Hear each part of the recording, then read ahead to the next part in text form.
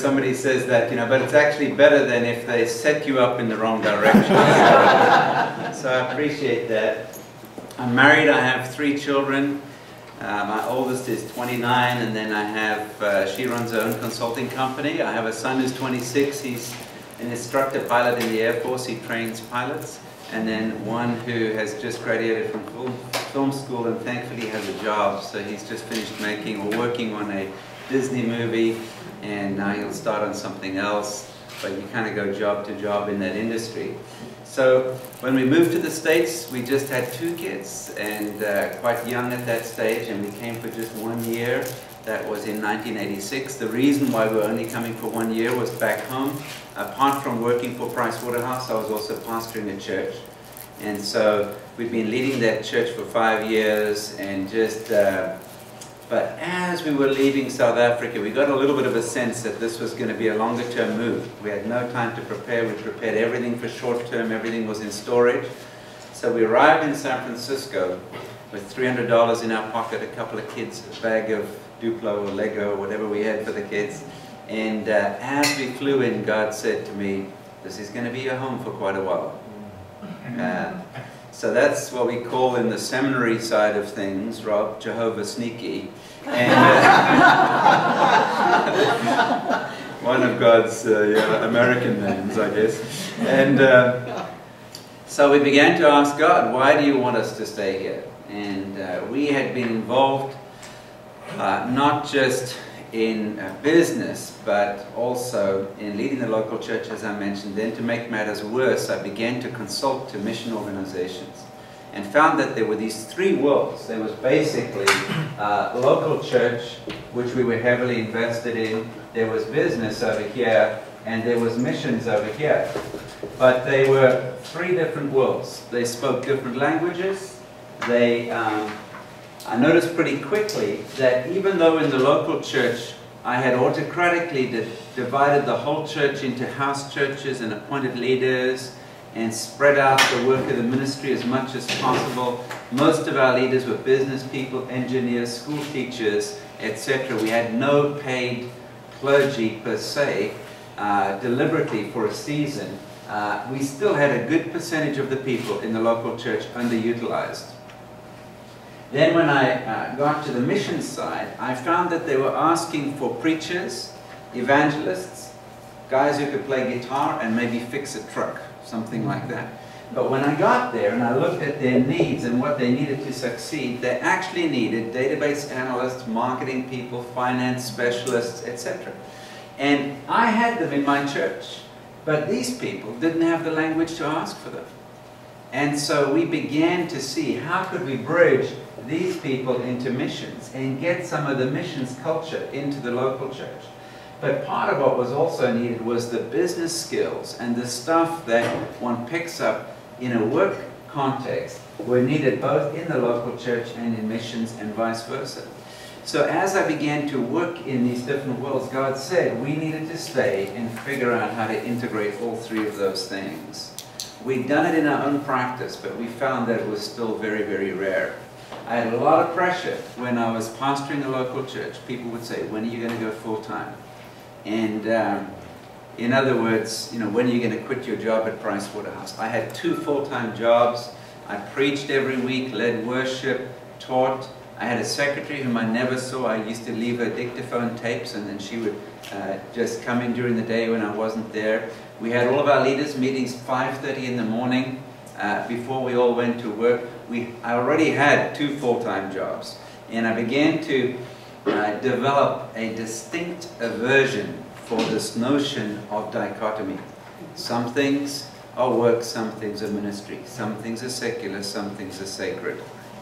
And so back then, 30 years ago, this was no man's land between, now it's popular real estate in terms of marketplace ministry and so on. And so, but back then we took a lot of friendly fire, but God kept us on that course.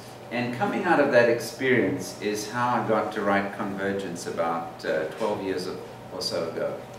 And so that's my background. I don't really view myself as a business person or as a pastor or as a missionary solely, but somehow a blend of all of these things. And for me, one of my passions is to find out how do we take this hugely underutilized group of people who sit in everyday work situations in the marketplace, can be in education, in healthcare, media, government, whatever, and how do we mobilize them for the kingdom of God? So as we go through, I'll explain a little bit of that to you, but part of what we do is actually we try to integrate different facets of things together. The book Convergence is the topic for today, and it's really about integration. What we'll cover today is a little bit of a definition, which I won't even get to before tea. I'll get to what convergence isn't, and then you're going to have to wait until after tea for what it is. Why it matters to God. I'll speak to you about 4 major areas of life that we need to integrate. 7 seasons. I'm going to touch on 7 seasons of life that we typically go through before we come to convergence. And you'll be able to identify what season you're in and what season you think is coming up next, which can hugely impact your decision making. So that understanding has been very useful. And then I'll speak a little about the concept of margin towards the end. How do we create space for God to work in our lives? So I'll cover these over 3 different talks. We'll be giving you some exercises to do. As I mentioned, I've been in business for about 30 years or so. I worked at Pricewaterhouse initially, then I was a partner at KPMG Pete Marwick on their consulting side. I ran a strategy practice for them in North America.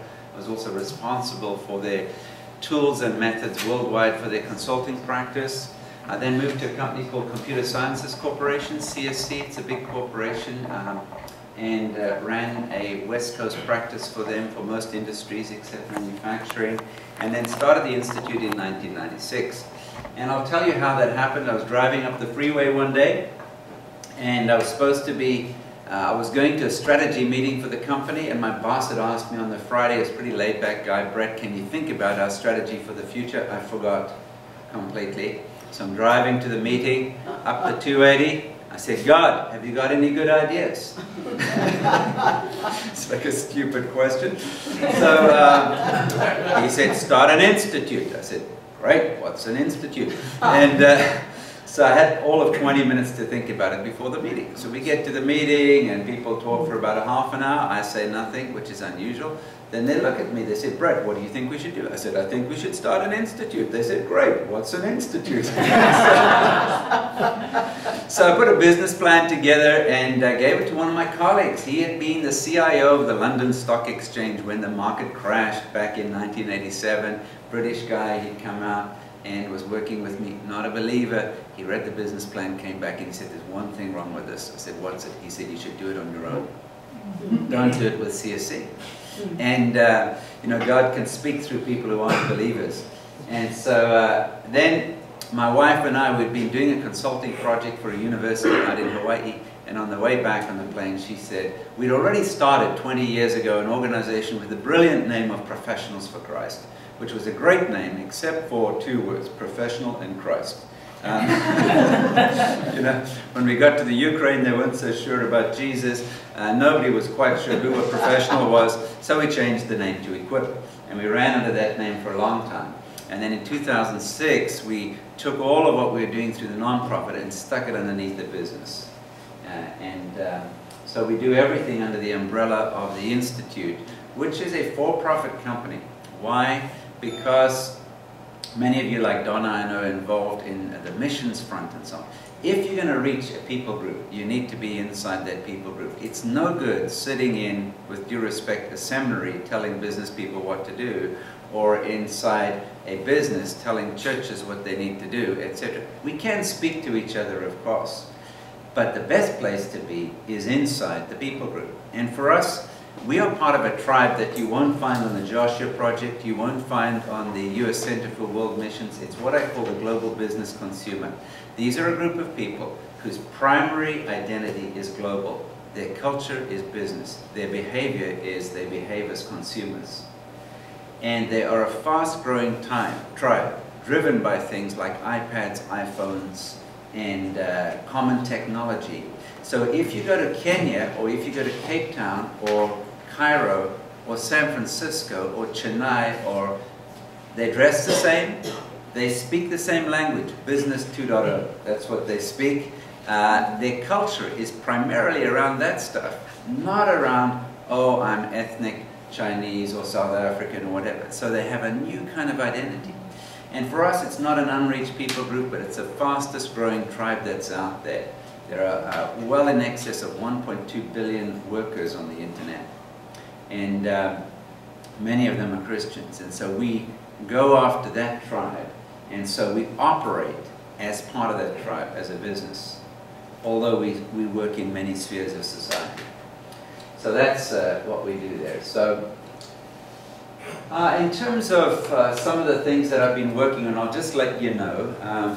These are Clement's copies, so you can't have these. But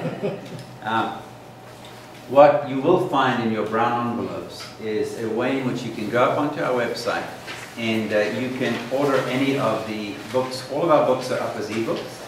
Get it down to your computer. They'll be smart PDFs, so it doesn't matter if you've got an iPad or Kindle or whatever you've got, no problem.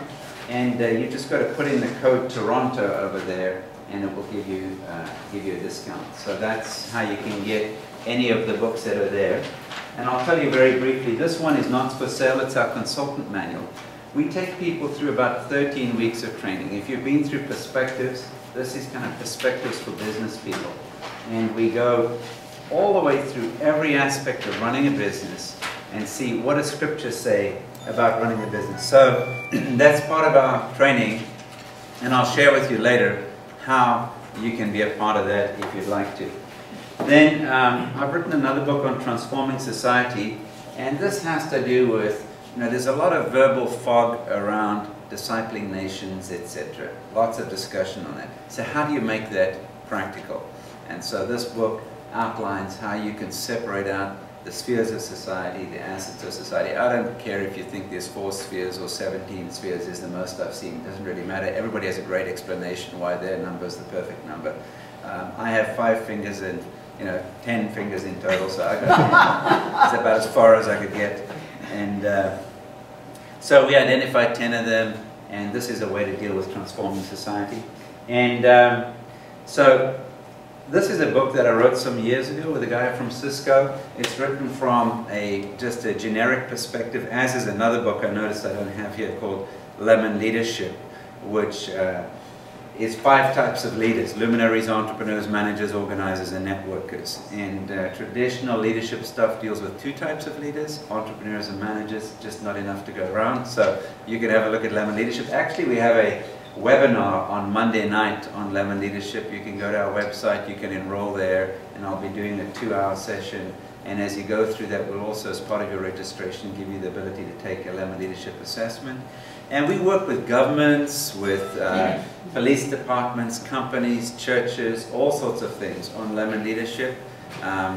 It's been out for a little while in South Africa. I think it's in its 3rd printing over there. It's been on the bestseller list of business and leadership books since it came out. And so you can get a hold of that. This one I wrote about 10 years ago, The Impact of the Internet or Emerging Technologies on the wineskins, the operating models of organizations. There's sections for universities, churches, government, business, although a lot of it's about business. Did this grab anybody studying IT over here? IT strategy, anything like it? Anybody work in IT? Okay, Peter, this one's for you. Great. Did I already give you one? No. There you go. Okay, good. It's good to work in the IT. Yeah, there we go. Okay, good stuff. So that's enough on my background. I think. Oh yeah, there's one more book that I wrote. I was looking at the pile this morning and thinking, okay, something is missing from this pile. Repurposing capital. Some of you might be aware. Do any of you work in finance? Just want to know how much I need to. No. Okay. All right. There's a huge rise of Islamic finance. Are you familiar with that? Okay. So how do we address that? How much of that is good? How much is bad? And what does it look like to go back to faith-based financing? And so this is a big topic, and it's a critical one, because the crunch that we have in the world right now is not a business issue, it's a capital issue. And yet actually, as people look at spheres of society, capital is not one that gets much attention, nor are the NGOs. And so So this is a book if you're interested in what's going on in the economic